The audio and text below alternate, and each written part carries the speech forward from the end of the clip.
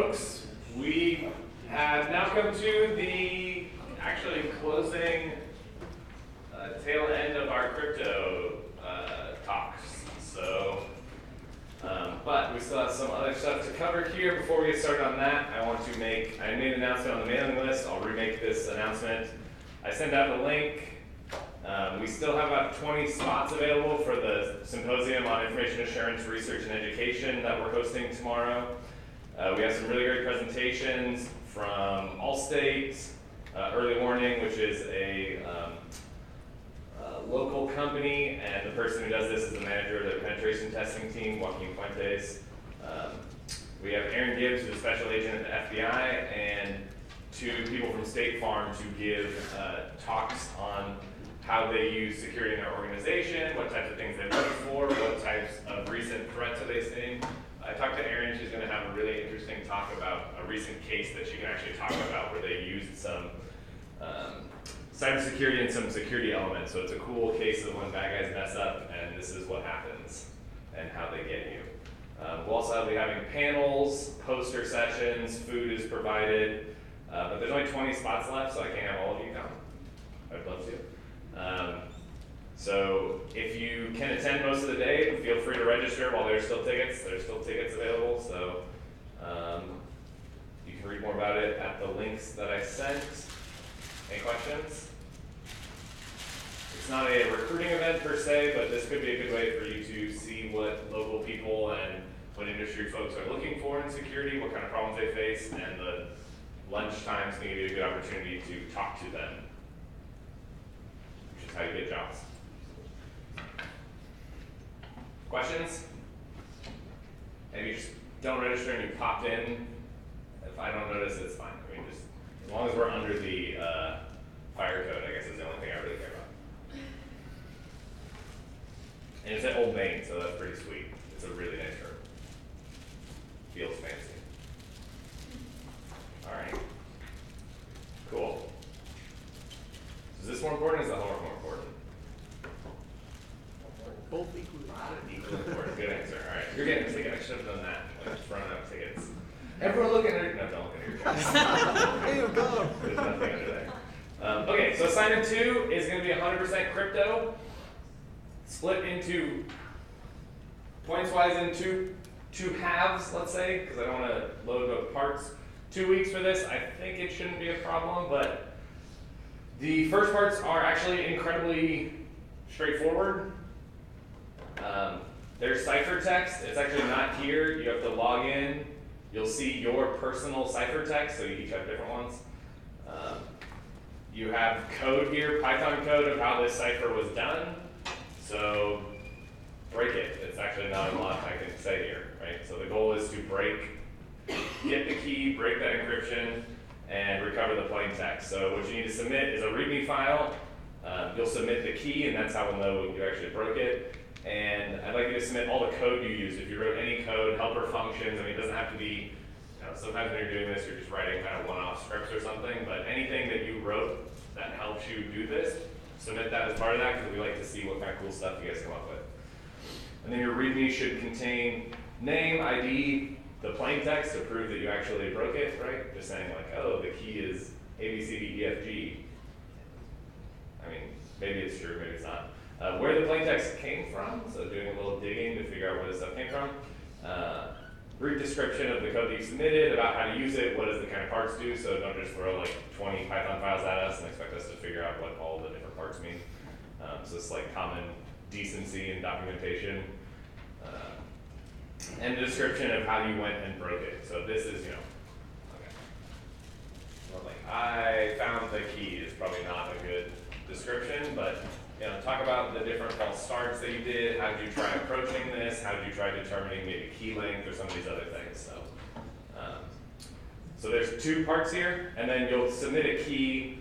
So you'll submit the key, and as you get into this, I don't want to spoil your fun too much, but it'll be a hexadecimal key. So that will be kind of the way we'll represent keys. I think it'll be clear when you start looking at this.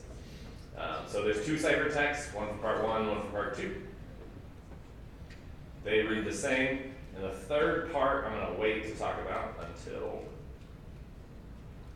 we go forward. I should say as I rush to go to the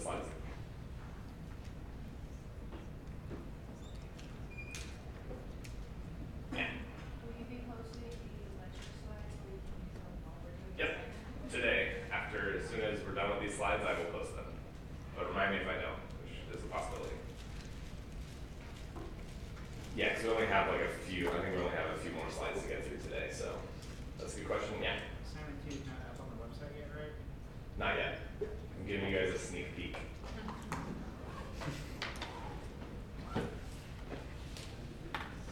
There's also no key submission yet, so you gotta wait on that, but I figure you can start breaking stuff now. Is there anything else? Oh, yeah, the important thing. So obviously we've seen in crypto, right? These are, I mean, a lot of what we do in here is based on trust, right? I trust that you're doing these things. I trust that you're doing them correctly.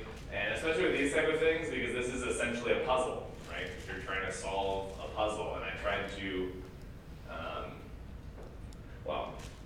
so, you know, don't share, like, try to do this on your own. This is like the entire point of doing this. This is kind of what I like to think of as, like, it's easy to think you understand how to break and approach a cryptography problem from learning about the slides and learning about it in class and going through a canned example that has the exact things you should look for. But now when you have something more real world, it actually becomes a lot more difficult. And so you should see this as kind of a personal challenge to make sure you actually understand these concepts of how to do cryptanalysis. And as such, they're very much puzzles, right? So once you get it, you get it. And so you're sharing that information about this, how you approach this, really robs your fellow students of the joy of learning and discovery. Yeah? Is there any incentive to finishing it first? No. Not on these parts. There's other incentives on the next half that I'll talk about after we get through material. I think that'll be more fun incentives. Any other questions? Sweet.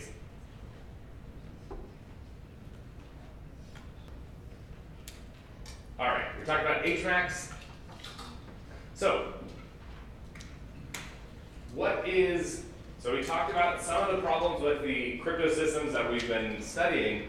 One main problem is that they all essentially are, they are all so they don't offer any integrity protection, right? So we looked at hash functions. We looked at how hash functions can actually add this bit of add some integrity protection, so that way somebody receiving a message can know whether the message has been tampered with or moved out of order or doing anything like that. So hash functions are great for that. But so let's think back. So what was the problem that public key crypto systems tried to solve from symmetric key crypto systems? Transferring the key. So what was this weakness? What was the problem there and the weakness there?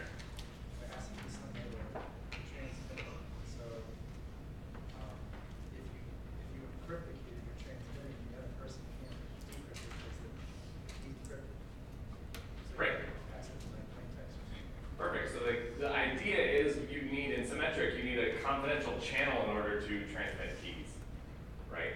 So in a public key crypto system, you don't need a confidential channel, but what do you actually need?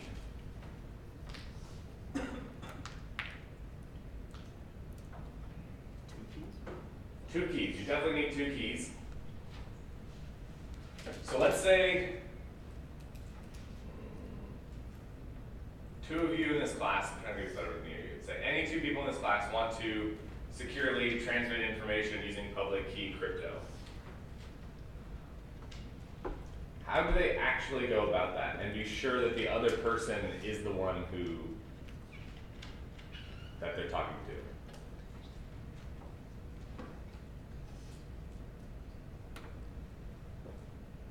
So let's think of one scheme. We'll use kind of the box analogy that we used before, although I'm going to get rid of the box and all the blocks. So let's say there's just because we said the keys, anybody can inspect the keys, right? So we're not assuming that there's a confidential channel, so let's assume that there's a basket or something in this room. Two people here want to communicate, so I should have asked at the beginning if anybody was named Alice and anybody was named Bob. That would have been cool. I could have used you as an example the entire time. But let's say Alice is a student in the class. She wants to talk to Bob. So she puts her public key in the box, right? So I, as an adversary, Eve, I can inspect that public key, and I can't derive her private key, right? And then Bob comes along, sees the box, takes her public key out, puts his public key back in, and then Alice comes at a later point. So again, I can read the key, but I still can't derive anything about the private key. And then Alice goes and sees that key. So then, what could I do as an attacker in this scenario? So think about it a different way. When Bob goes to that box, for the first time, what does he know at that point? Yeah. Somebody put a key in the box. Somebody put a key in the box. Does he know who put the key in the box? No. Is it guaranteed that it's Alice? Could the key say that it's from Alice? Yeah, it could say whatever it wants, right? You'll get very familiar with this. It can say whoever it wants. It can,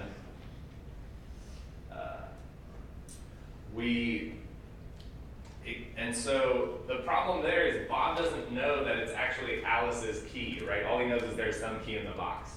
So then what can our adversary do in that case?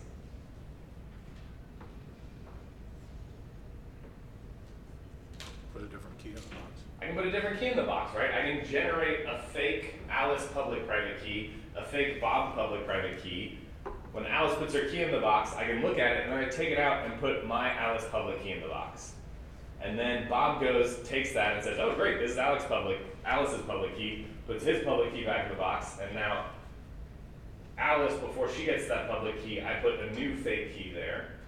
And now what do I have to do as an attacker every time they want to transmit a message?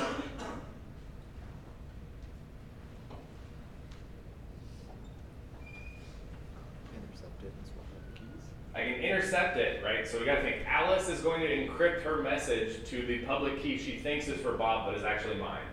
And so she will send that message out. I need to get that message, intercept it, decrypt it with my secret key, and then use Bob's public key to encrypt it back and send it to Bob. So Bob sees that he gets a message from Alice and thinks everything is fine, right?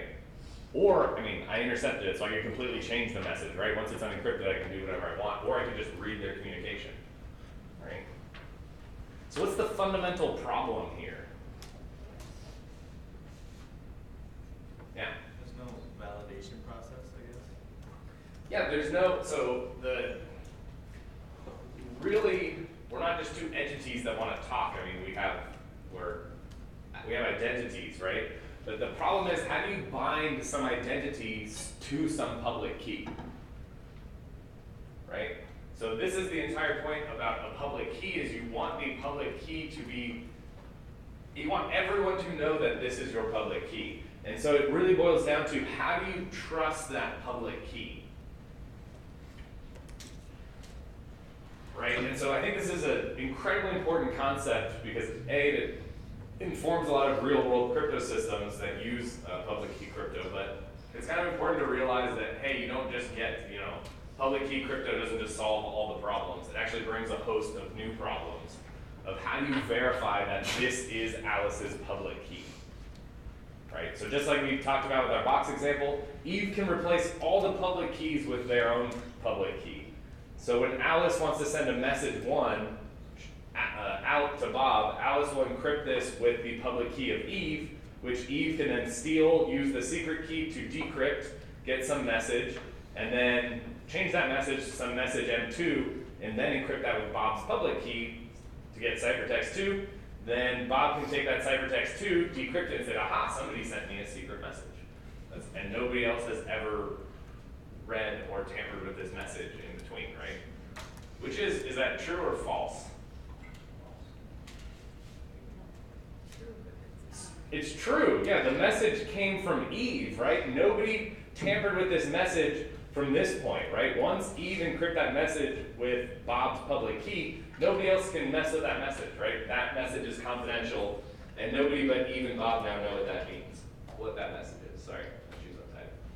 It's a little weird, especially when I can't see that part of the room.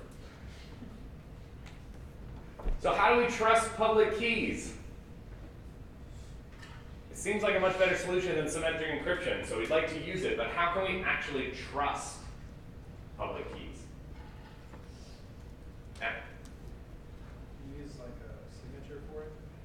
signature forged in what sense?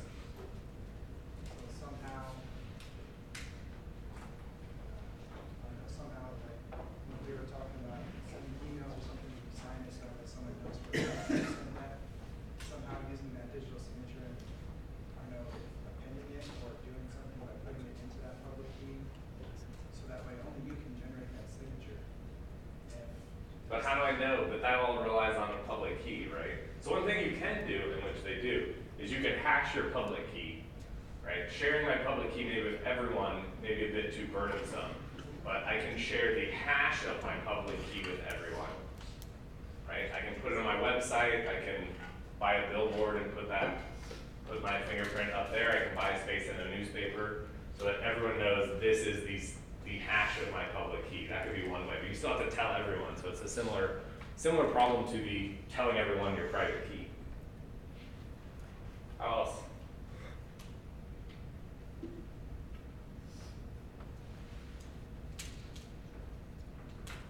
Think about it this way. How do I know that any of you are an ASU student right now? Technically I don't, but if I wanted to ask you, how could you try to prove to me that you are? Show you an ID. You can show me what kind of ID? Any ID? School ID. A school ID, an ASU school ID, right? So who am I trusting in that case? I'm trusting ASU to have properly identified you before they issued you this ID card. Yeah. So that's like, what do you call it, validated, like security, can't get the word, but, like when people say that like, accreditations are outdated, like, for. Yeah, so maybe you're referring to the Chipotle problem, although you guys probably haven't thought about this. I believe it's probably still the case you can get a free small soda at Chipotle with a student ID. Yeah, so some people are nodding, they definitely know this. Do you think Chipotle employees are checking what your expiration date of your student ID or anything? No, so all you have to do is show them some ID and then you get the student discount, right? They're not actually verifying that you're currently a student, right? So there's part of maybe some expiration issues there about when does this thing expire? Is that kind of what? Well, it's like, I just meant, like, for computer, like when, the website will like pop up and say like this, their word. We'll talk about that in a second, so hold that thought. How else could we do it? So we get, yeah. so, kind of like with SSL certificates and stuff like that, Yeah. registered with like an authority. We could try and use like some sort of third party that will require further information from that person to verify that they're actually giving them, or that they're actually the person they say they are. Right, so similar to how we trust ASU to only issue ID cards to active employees, and that's even trickier because employees also get ID cards, so I can't necessarily prove that you're a student, but I can take that number that's on your card, match it with the roster of people who are in this course, and then say, okay, you're likely an actual student in this course. I can take that further to passports, right? So to get a passport, you need to provide documentation, so I could ask for a passport that matches with the ID card. So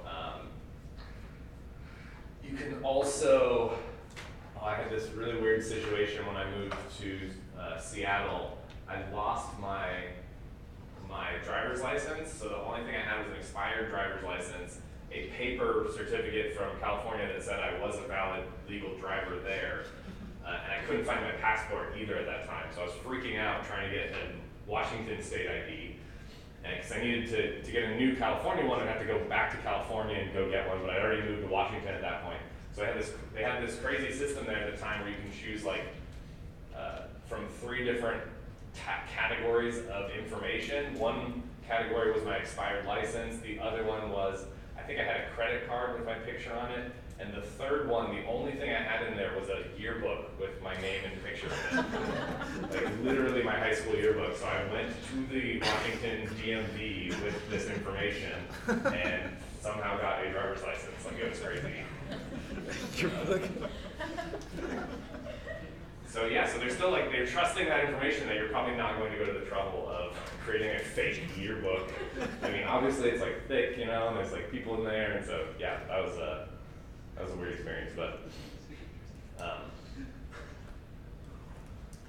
So one type of way that we can talk about, that we'll definitely talk about, is some type of either we can completely centralize this concept and say, okay, we're just going to trust a single entity to issue public keys correctly. So basically, you can say, and that's the public key infrastructure, which we'll talk about. The other way is we could do it completely decentralized. So how can we do that? How do you know what movies are good to go see? Ask people that have seen them. Ask people that have seen it, or ask people who know people who have seen it, or trust reviews of people who write reviews about movies who you trust that they actually like movies or whatever. I don't get off topic, but the point is you can use kind of word of mouth or use your network, right? So you can trust people that so you basically can create this, what they call a web of trust. So you can say, okay, I trust these people, so you can sign people's keys, and actually we'll look at that in a second. You can use this to essentially create a web where you have certain keys that you publicly said that you trust and that you have verified that the person who owns this key is this identity, right? And then they do that with other people, and so based on how you think about propagating this trust, that actually allows you to trust other people who you have no direct contact with, but people that you trust have verified each other. So you can think of it as essentially decentralizing this concept of trust. So the public key infrastructure is one of the largest kind of things that is dealt with this problem. The central idea is you have a certificate authority. So you have somebody who is responsible for verifying identity. So how does this actually work? So I have a public-private key. What does the certificate authority have?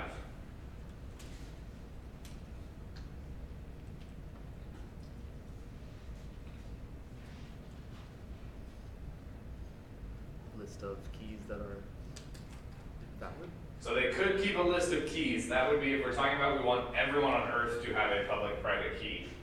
Right? That would probably be unwieldy to store.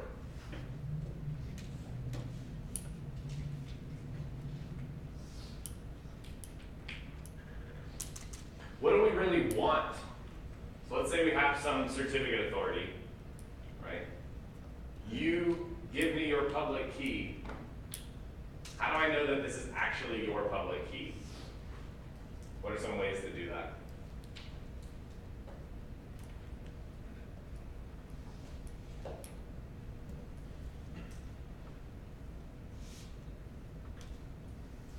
Even just going back, let's take it back without thinking about this. Let's go back to our box scenario, right? Alice puts her public key in a box. There's we'll say the professor verifies identities of people. When Bob then goes into that box to inspect that public key, how can Bob verify that that public key actually belongs to Alice? So what are some ways to do that? Bob could just directly ask the professor, hey, is this Alice's public key? I have this public key, does it belong to this person, however you define person? You could think of email addresses, I think that's a good way to think about it. Does this email address own this key, according to the professor? What's the problem there when we talk about? Professor could lie. Professor could lie, so we are fundamentally trusting this certificate authority. So we're delegating all authority to this certificate authority. But let's assume that even they're trustworthy at this point. You wrong. No. It's correct, it's wrong, it's not wrong, they're perfect for right now. Let's stick with that model You'd first. still need a massive database full of Yeah, think about if every email you guys wanted to exchange with each other, you had to ask me if this other person was the correct key, right? Think about how many, like that's a lot of combinations because each of you needs to know about every other person's public key if they wanted to, if it's the valid public key. Of course, you could cache that information, right? So you could say, yes, okay, now I know Alice's public key is this, and I trust this because the certificate authority told me that it's correct, right? But now I have to do this for everyone, which seems insane, right? I would go crazy trying to keep up with this, right? So what do you actually want to know? So think about what Bob wants to know, right? What does he want to know? Yeah. And like that, going back to the Eve example, that Eve hasn't actually done anything to it because that's coming in as the original. Correct. That Bob wants to prove that this public key that he's found is Alice's, right? The key itself says that it's Alice's, right? So Alice can then come to me and say, hey, I'm Alice, here's my public key, here's my ID card, here's my passport, I can verify that yes, this is Alice, she's in our system, great. Then what do I do with her what can I do with her public key? Store it. I can store it. Well, I don't want to store all your public keys, that's crazy. Well, if you have a limited number of people that you I have trust. 1 billion people. That's all. Yes. Could encrypt it with like the authorities key and then I don't know, everyone would have to get that key somehow. Yes. So one thing I could do is I could take that public key, encrypt it with my secret key, right? And then Alice can put that in the box, and everyone else, Bob can then take that and know when he decrypts it with the certificate authority's public key that, wow, this definitely is legitimate, this is Alice's key. This has been verified by the certificate authority. Does Bob ever need to contact the certificate authority at that point? No. The problem is everyone needs to know what this public key is, right? And that literally, everyone needs to know exactly what the certificate authority's public key is. Because if I trick you to accept somebody else's certificate authority, right, another key is the certificate authority's public key, I can just issue these certificates for anything. And what we actually use, rather than just encrypting the whole public key, we use that signature thing that we talked about. So we basically take the hash of the key, and then we encrypt that hash with the secret key of the certificate authority, so that way everything has been hashed with that, and so we're all good. So that actually solves a lot of good scalability problems, right? This means even if the certificate authority goes down, you can still communicate and verify keys, right? If I'm sleeping, you can still actually talk to each other because you don't have to ask me to verify public keys.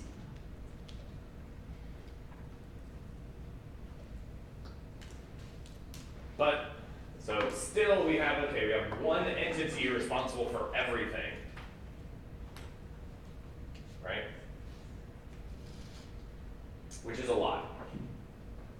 And we probably not want this if you think even just for technical reasons, right? We may not want one single entity to be the end-all be-all authority. You also run into political considerations in the real world where what is this company, who is it, who is the certificate authority, are they beholden to American interests or Chinese interests or Russian interests, right? And those countries may decide, hey, for us, we actually don't trust that certificate authority. We want our own certificate authority. Maybe for good reasons, because they don't trust how you're going to verify identities, maybe for bad reasons, whatever the case may be. And so, essentially, the system that we've come up with is you can have any number of essentially root certificate authorities. So this is somebody who says, I will verify people's identities, and those can actually delegate their authority to other certificate authorities. So if you want to set up shop as another certificate authority, so let's say the TA, where is she? She's right there. So let's say Faiza wanted to become a certificate authority, or I wanted to delegate some of that responsibility. I'd train her how to verify identities, I'd make sure that she followed the same procedures, and then how would you know that she was a certificate authority that I trusted?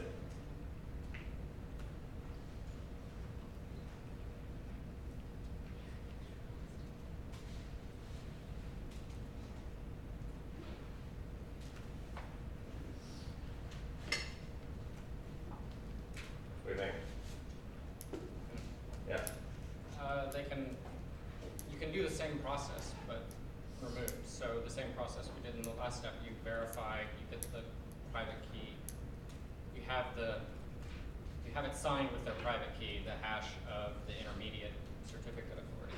Right, so I would take Faiz's public key, I would hash that, and then I would sign that hash and give that to her. And then if she wants to sign any of your other keys, she could then sign that with her public key, but include in that message, hey, I'm trusted by the certificate authority. Here's the message that I have that's actually encrypted by the ultimate certificate authority.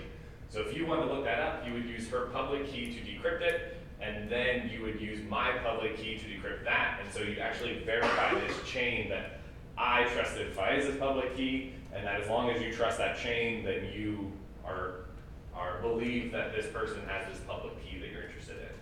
And you can do this kind of as arbitrarily deep as you want. You could have all types of certificate authorities here. So we need to issue certificates. I think that's the clear case here. But what is this fundamentally? So what are some real world problems that can come up here? Yeah. Lose your certificate? Anybody lose their wallet or cell phone or keys or anything? No? You're all perfect people? Yeah, it happens all the time, right? You like lose it, leave it somewhere, whatever. It gets stolen. That is another good analogy, right? And so once let's say, if we just think about the individual level, let's say I've verified that this public key is owned by Alice. If Alice loses her private key, now anyone can create messages and claim that they are from Alice, right? So we have this whole problem of, and this is a whole area of revocation, where how do we actually, so what are some ways we can think about maybe doing this?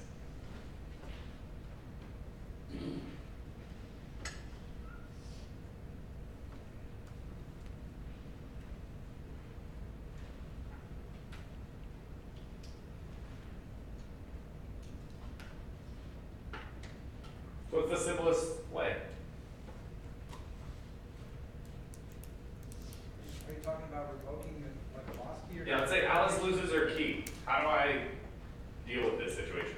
tell the authority that you lost your key? Right, what does the authority do? Then it gets rid of that entry for. But I've already made the signature for that public key. That signature is out there that says that this public key belongs to Alice.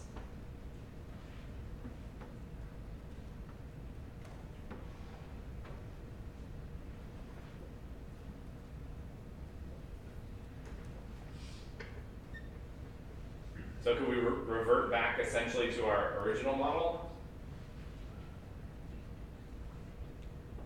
What was our original model? What would Bob do when he looks at Alice's public key?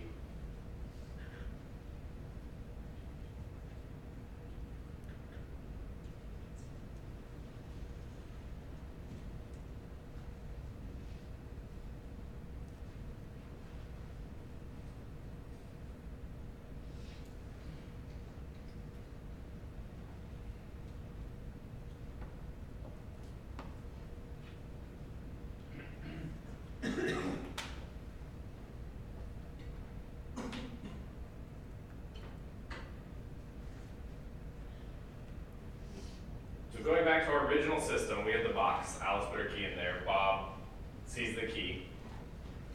In our very first iteration of this, how did Bob verify that Alice owned this key? He used his secret key, her public key.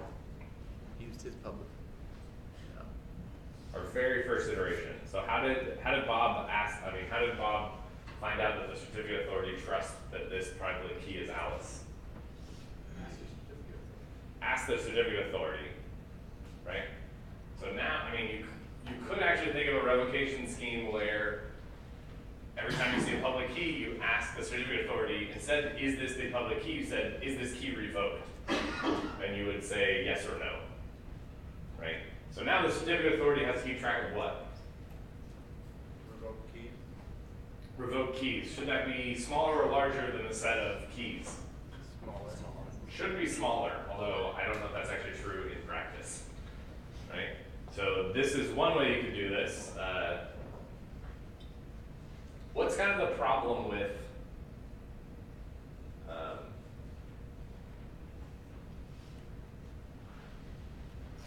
think of how to phrase this.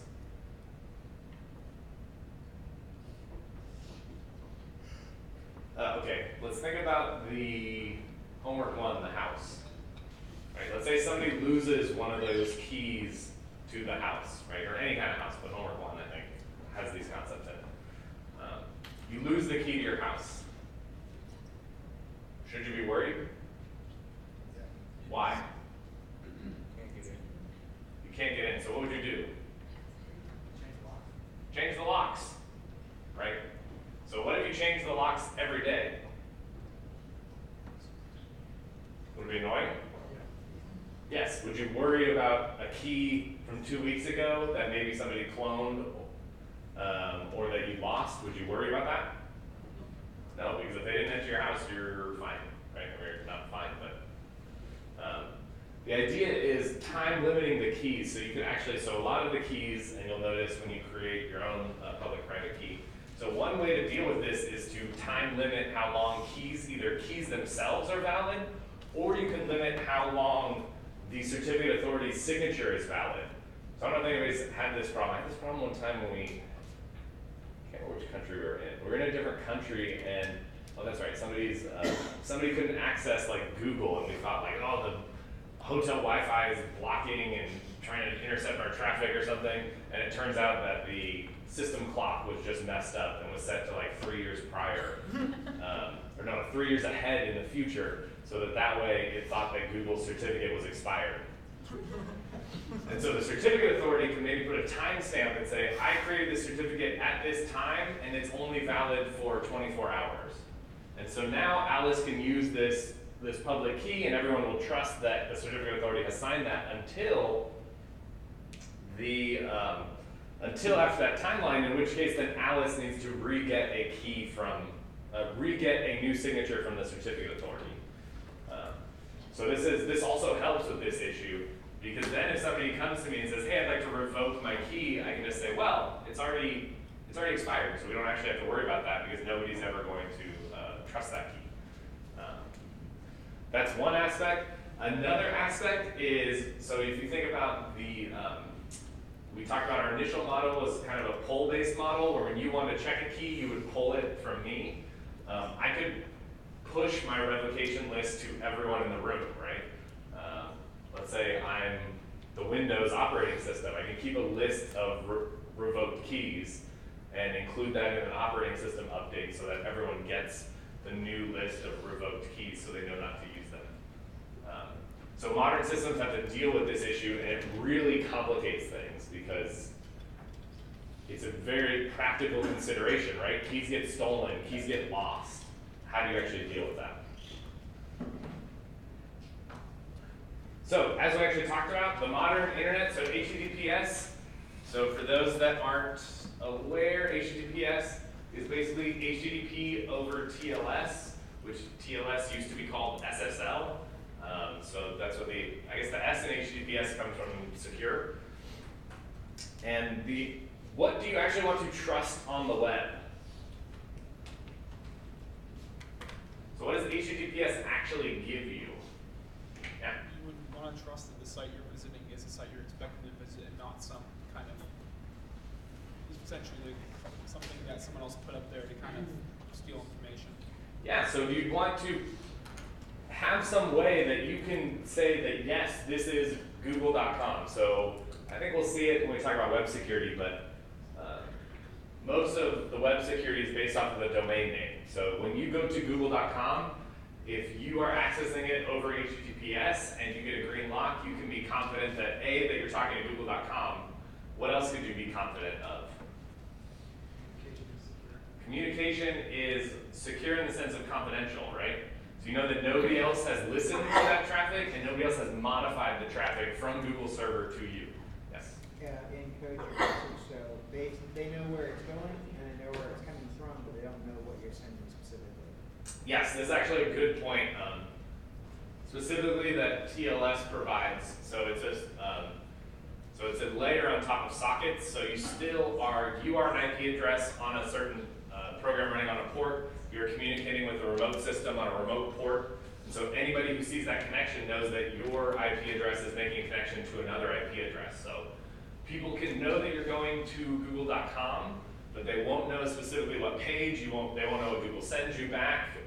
There's things that they won't know. And so the way this works is there are root certificate authorities, and these are essentially, you can think of, they are burned into operating systems and software. So into the operating systems, each browser has different certificate authorities, root CAs that it trusts. I believe there have been cases of some root certificate authorities who it was found were very lax in who they were issuing certificates to, or who they were delegating to other certificate authorities, so the browsers actually revoked them and removed them from the trusted list of certificate authorities. And they actually went a little bit further here, and there's different levels of validation. So at the very basic level, domain validation, a DV, a domain validated certificate, all you have to prove is that you own this domain. So how would you prove that?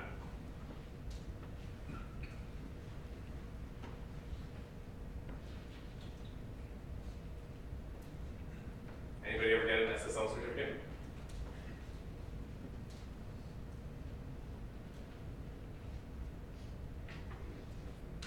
What? Yeah. Could you prove that your IP is the same as the domain's IP? How do you prove that it's your IP? So like when you send them a message, they'll get your IP that you're using, and then they'll be like, oh, this is the same one. Yeah, or you could, there's a couple of ways. You can basically, if you can prove that you own the domain name, so if you can alter the DNS entries for that domain, usually they'll say, hey, create a fake subdomain that's this random value that has this IP address. You go and create that, they'll test that and say, okay, you can literally change the DNS records to this domain, so you either must actually control it and own it, or it really doesn't matter because you can do whatever you want with it anyway, so an SSL certificate doesn't help you. At the other level are organization validation certificates. So these are certificates, and you have to remember I believe unfortunate circumstances that these certificate authorities are for-profit companies, right? So this is maybe why a lot of you don't have SSL certificates, because even at the basic DV level, for most modern CAs, it's like $7 a year, or it's actually, it costs money to do that. And then you can get bitten by, there are some ones that will offer it for free, but then if you want to revoke it, it'll cost like $25, which I believe was the case when they had the Heartbleed bug and a lot of SSL keys were leaked.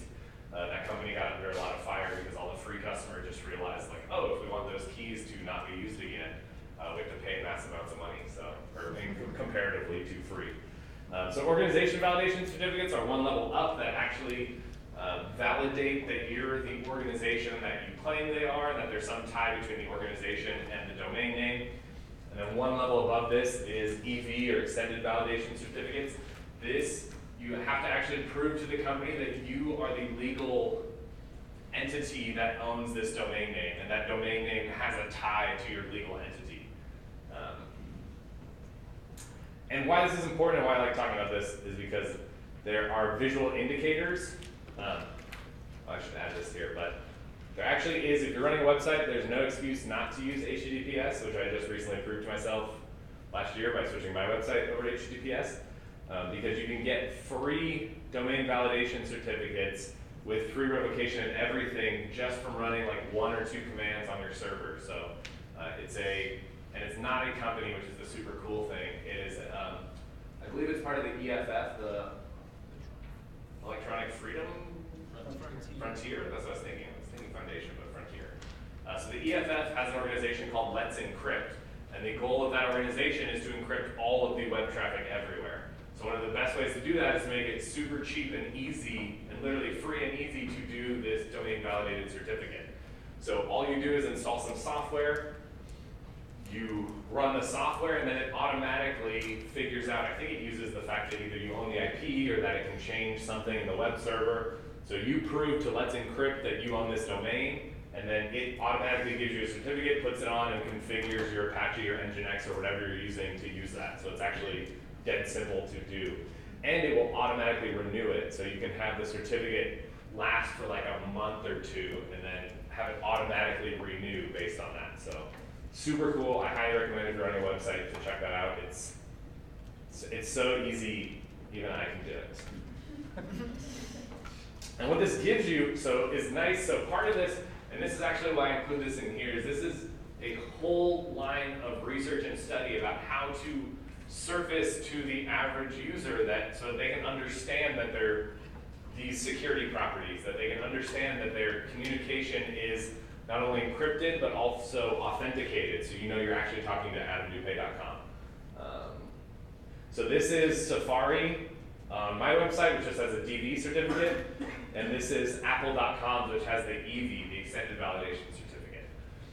So you can see they actually visually indicate that there's an additional level of validation that's done here. And it's kind of nice because they put the company name there, like Apple Inc. next to it. This is Firefox, so Firefox does something similar. So this is the original DV, domain validation, and this is the extended validation. And then this then is Safari. So each of them do something special for that EV level. Questions? Yeah. Just out of curiosity, is there something for the organizational level or no? No. Okay. I believe there used to be, but there's not anymore. Because I was actually very surprised. I wanted to use my website and Google. But actually, Google just used an organizational validation certificate. Part of that, so, okay, I want to make sure we have time to go over everything else, but part of that is because now you have this public key infrastructure, so you have this root certificate authority, which delegates authority to intermediate certificate authorities, which can delegate to other authorities, right? If you wanted to get a Google valid certificate so that you can man the middle Google traffic, right? Which actually would be a very valuable thing because you could spy on Gmail and all this various types of stuff.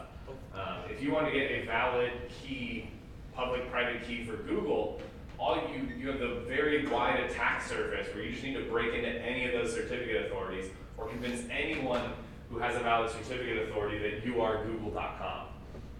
So actually what Google does, part of what the web created was, they call it certificate pinning, or I forget the web term, HSTS, high security transport. I want to say security, but I feel like that's not right. The idea is the header, you send a header that says, basically the first time you access this website, always trust that public key. If the public key ever changes, or even if it's a valid certificate that's been validated by a certificate authority, raise an alarm and don't let them actually access that page. So it would be similar to basically Bob writing down and storing the very first time he sees Alice's certificate and believes that it's her, writing down that certificate. Like Alice includes a message, a note in her message, hey, store this key and never trust any other key. So that way, even if one of you broke into into the certificate authority and issued your own key for Alice, Bob would still not trust that key. So they've actually built this in the browsers. It's super cool. I mean, this is a whole other area of how you do security on top of this. There's also SSL stripping attacks, which basically the idea is if you go to HTTPS first and somebody intercepts your traffic, usually what you do is if you go to HTTP, it tells you to redirect you to HTTPS. But if you're a man in the middle, you don't have to actually do that redirection. You can just give them the default Google content. And then for every HTTP link or HTTPS link, you strip out the secure and only have them have HTTP links.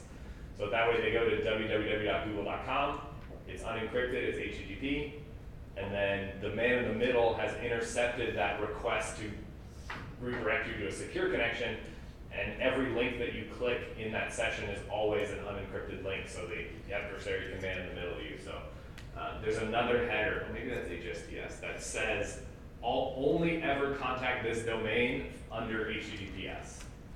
So, anyways, this stuff's super complicated, but that makes it super interesting, and it literally you use it every day. So, study how this works. So, the web of trust is a completely different model of thinking about how to trust public keys and how to tie identities to public keys. And the idea is you now, rather than delegating to some other authority or some other corporation, you let the end users decide who to trust, how to verify identity, and to actually verify identity. And you can build this up into a nice graph that lets you propagate trust, so that if I fully trust you, then whoever you have verified, I trust them just as much as you've trusted them. And different systems have different kind of levels, and does trust degrade over time, right? You have all these kind of issues of how you propagate and think about trust. Let's do the second half of our homework assignment, which I'm super excited about. Okay, good, I just want to make sure it was recording. Okay, so before we get into it, the goals of this assignment are, you, at a high level, you're going to create a GPG public-private key pair. So I remember, I think one person used it for Git. Does anybody else have a GPG key? 1, 2, 3, 4. Cool. Okay. So the idea is we are going to be creating essentially our own web of trust. So you'll be creating a GPG public-private key pair. You will then register that key with the website so that the website verifies that it's actually your key. Then you will get your key signed by 20 of your other classmates, so you actually have to talk to people and meet people in this class, which I know is terrible, but it'll be fun, I promise. So you have to get your key signed by 20 people in the class. You have to sign other people's keys, right? You have to sign at least 20 other people's keys. But you will be given an adversarial key, which is not your name. And if you get other people to sign that key, then you'll get extra credit and they'll get negative points. It's gonna be fun. This is the fun part. So this is why you have to actually verify it. So this is basically trying to simulate an adversarial environment where people are trying to impersonate each other. So the kind of mechanics here, so basically you want to avoid signing any fake keys, right? So the idea is to force you to verify the identity that key that you see is actually this person's key. So you'll generate a GPG key. The important thing here, so we'll look at GPG keys. They include both a name field and an email field. Your email can be whatever you want. It would probably be nice if that's something that actually directs to you, so you can actually use this later on. But your name has to exactly match the name that's in ASU's system, right? Because then otherwise how could the other people actually verify that you're who you say you are? So I will actually check this, so I won't sign any keys that are not from you what your name is in the system. If your name is somehow completely different, you'll see on the website, it'll tell you who it thinks you are. If your name is somehow completely different, let me know and we can work something out. But if it's roughly similar, just create a key like this because I don't want to deal with it. So your name on that key will be your name. And we got to think like, okay, so how do I verify that you're actually signing the correct key, right? Because you could just make 10 fake keys that all have your name, right? You can get people to sign those and be like, look, I tricked them to sign all these other keys. And it's like, well, it's not really tricking them because it's your name. Like, those are your keys. So the idea is, let's see, I think this has mine. I think my man name is Fubar. Oh no, I still have my public key here, okay. But you'll go to that link and it'll tell you what your name is. I don't actually think I've done that part yet, so you don't have a name yet, so it says none, don't do anything. And the idea is, so you'll upload your public key to the submission server. So the submission server, so you upload your key. So the idea is you should only sign people's keys that have been signed by the public submission server because that locks in that you are owning this key, right? So rather than being able to create 10 keys, you're going to decide one key that has your name. You're going to give it to the server. and the server's going to lock that in and say, great, this is your key, here's the signed version of it. You should use that to prove to everyone else that this is your correct key. Does that make sense? So this separates random keys that you generate from the key that you'll actually be graded with. Right? So any key that you want to sign should be signed by the course's key pair. And this is a public address, this is public. You should download this, import this into your key ring. This is and I even put the, yeah, so this is the fingerprint. So you'll be learning, and part of this assignment is you learning what all these things mean and how to look these up, right? So this will be a lot of Googling and learning. The server will also generate you an adversarial key pair. So it's going to generate for you the public key and private key with the same email you gave it, but a random name, first name and last name.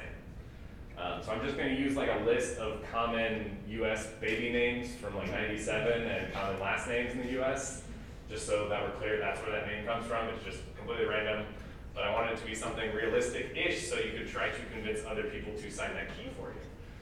So now, at this point, you now have two keys that are signed by the website.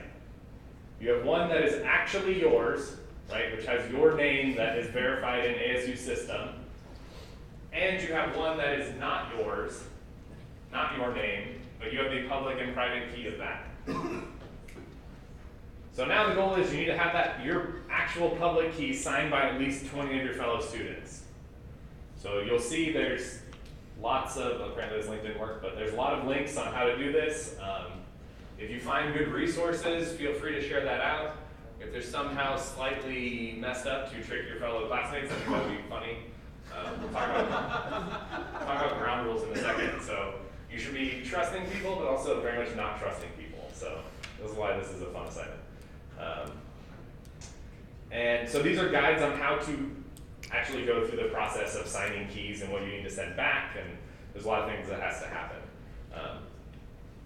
What you should verify, so it's not just 20 random keys, right? You could just generate 20 keys and then sign your key with all of those, right? They actually have to be, so how will you actually know that the key was signed from a student in this class?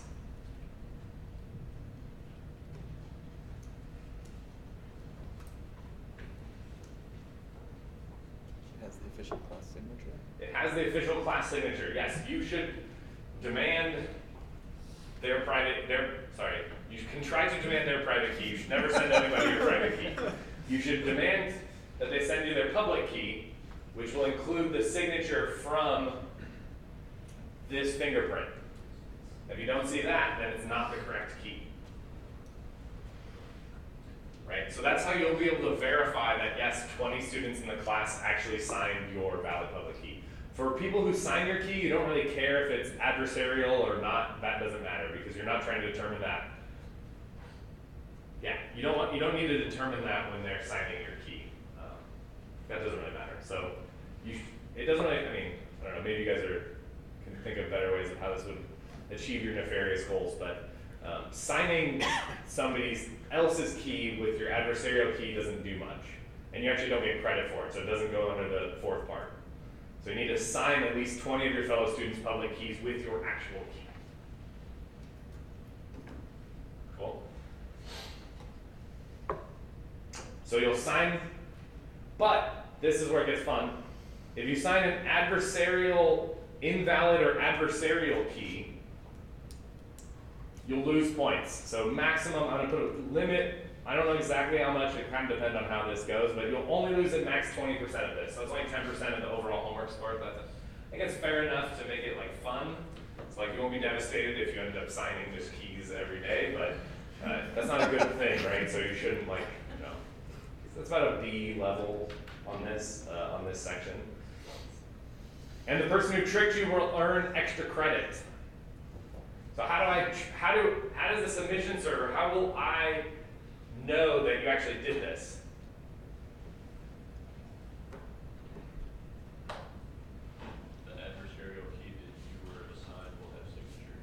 Yes. So you will, at the end of all of this, so before the submission deadline, you will submit your public key, you have to submit it again because your public key, in GPG, every time you get a new signature, when you export your key, that key contains all of those signatures. So when you keep getting signatures, every time you export it, it will have all of the signatures in your public key. So at the end, you will be able to do GPG list key or show key to show your key. You'll see that you have all the signatures, you'll export it, and you will upload it to the server, which will prove that you got through that first part.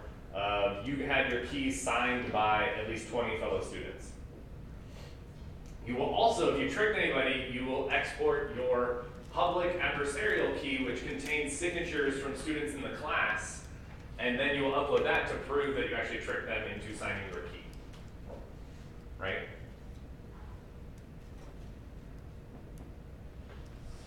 Cool. So these are the only two things you need to submit. Well, you need to first, to even start to play, you need to submit your public key to get a signed public key and an adversarial key.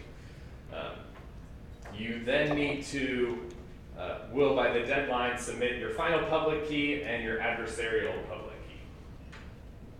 That should be good. And then your README file, I want your name, ASU ID. I want your thoughts, like how, especially on the usability of GPG, because that's a huge issue. So think about how awesome it was to use this. And if you tricked anybody, I want to see what cool techniques, like how did you, this doesn't have to be, I'm not looking for an essay in this, but I want to know how you did this, right?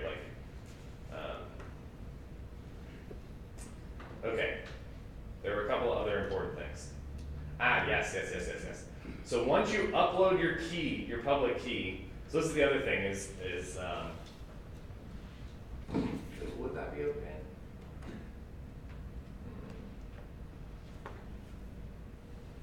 Well, for now, let's go with this. So the idea is you have one public-private key pair that is yours and should never be lost or stolen or leaked.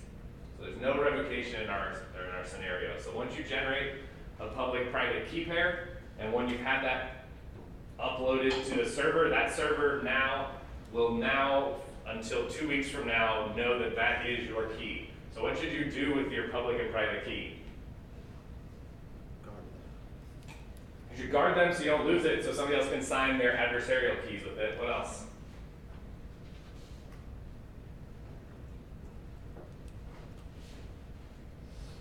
What happens if you lose your private key? Yeah, bad news. Right? So back up your private key and your public key. Look that up. I'll put additional notes in here. Back up your public and private key. Do not lose it. It'd be like losing your code assignment right before a deadline. Like, that sucks, but that's on you, right? So don't do that. You all have free ASU Dropbox, right? Yeah, boom. No excuses. Oh, we nodded too much. But you should not send out your public key on the mailing list. That's not a good backup solution. You could, if you were really daring, you could try to encrypt your private key with like a very super secret password and passphrase and send that out on the mailing list. Or you could tell people that you did that, but actually output random gibberish and see if anybody spends any time doing that. So thoughts on that? Questions? Yes? Do all 20 signatures need to be on your actual key, or what if you somehow get 20 signatures on your adversarial key? Yes, you also need it on your real key. Okay. Yes. So you get a good amount of extra credit points. I want to determine that later, exactly how much, when I see how much that actually happens. Yes, so you need 20 signatures on your good key. Anything else you get on the adversarial key will be very good for you.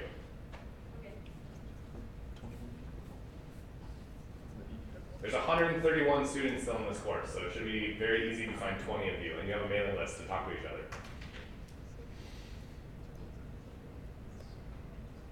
Cool. Okay, so ground rules. So what do you think are valid ground rules we should have in here? I don't want to get too crazy. This is my worry, is that you guys go overboard. Okay, I think ground rule number 1, you have to follow the ASU acceptable computer use policy, which you all read in the last homework assignment, right? So that's a good ground rule, I feel like. I think beyond that, it's kind of, I guess,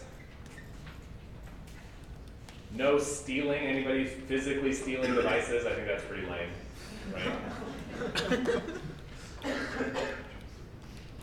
What else?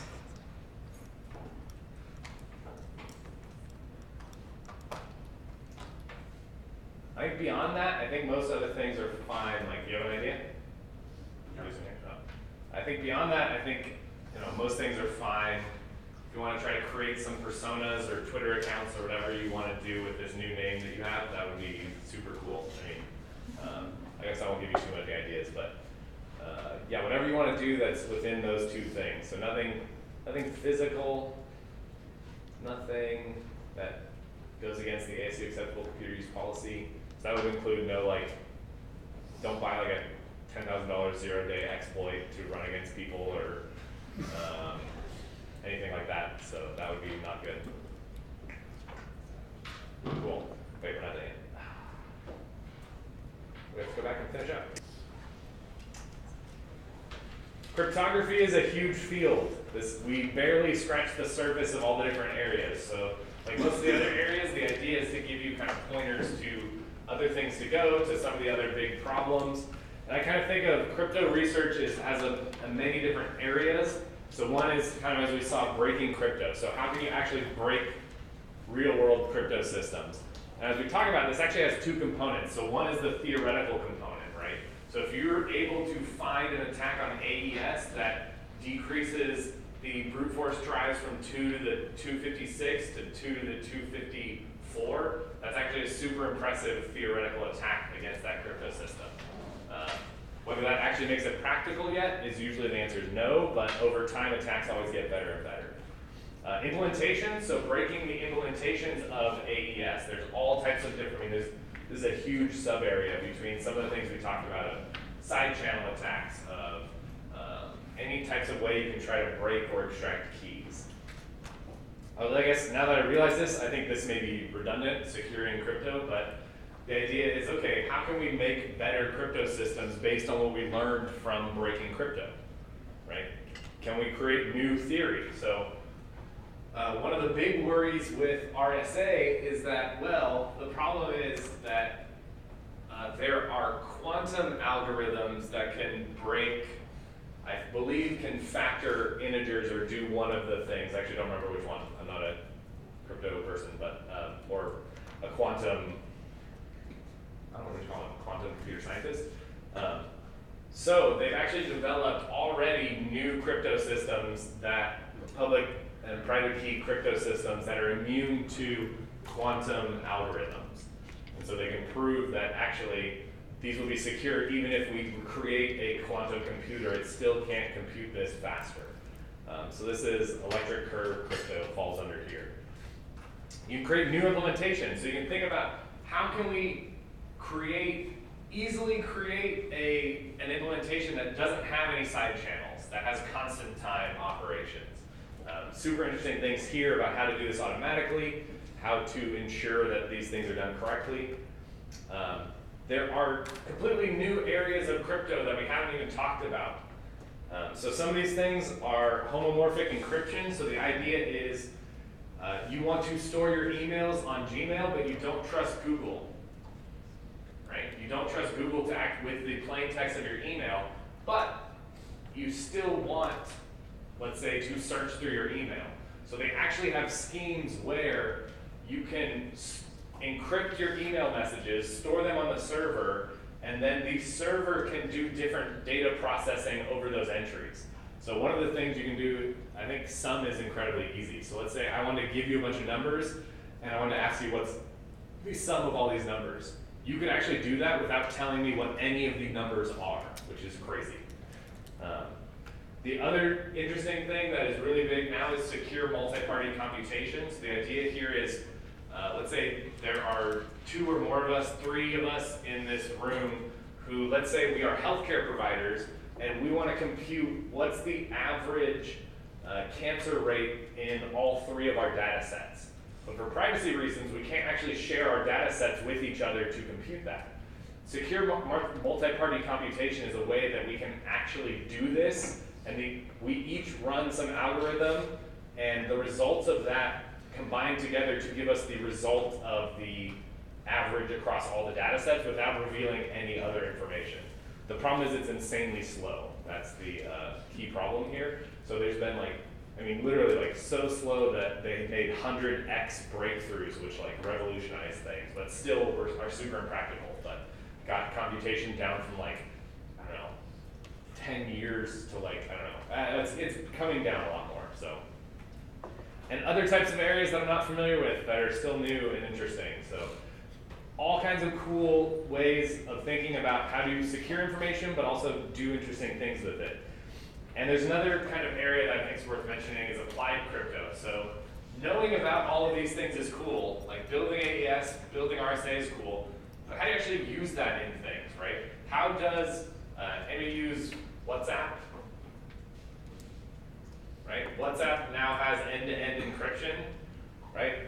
That's standard crypto stuff, but actually doing this in practice is super impressive. So being able to do, and this means that assuming you trust their implementation, I think, I'm not sure how many ways you have to verify this, but if you trust their implementation, WhatsApp has no idea what messages you're sending. So your messages are 100% encrypted when they go across their servers.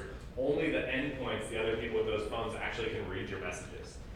So it's a really interesting area for research and how this is going. So applied crypto is also another super interesting area. So with that, thanks.